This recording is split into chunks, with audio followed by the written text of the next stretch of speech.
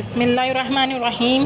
حضرت ابو ذر رحمۃ اللہ فرماتے ہیں کہ ایک مرتبہ نبی کریم صلی اللہ علیہ وسلم سردی کے موسم میں باہر تشریف لائے اور پتے درختوں پر سے گر رہے تھے۔ آپ صلی اللہ علیہ وسلم نے ایک درخت کی ٹہنی ہاتھ میں لی اور اس کے پتے اور بھی گرنے لگے۔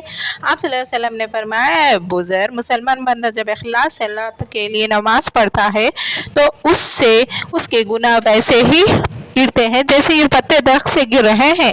سردی کے موسم میں اکثر پتے کثرت سے گرتے ہیں، اسی طرح سے ہمیں بھی اخلاص کے ساتھ اگر نماز پڑھتے رہیں تو ہمارے سارے گناہ معاف ہو جائیں گے اور ہمارے گناہ چھڑتے جائیں گے جیسے پتے چھڑتے ہیں۔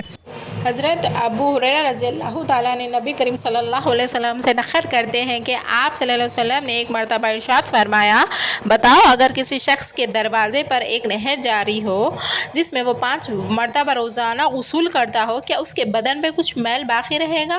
صحابہ نے عرض کیا کہ کچھ بھی باقی نہیں رہے گا۔ حضور صلی اللہ علیہ وسلم نے فرمایا کہ یہی حال 5 نمازوں کا ہے، اللہ جل شانہ ان کی وجہ سے گناہوں کو زائل کر دیتے ہیں۔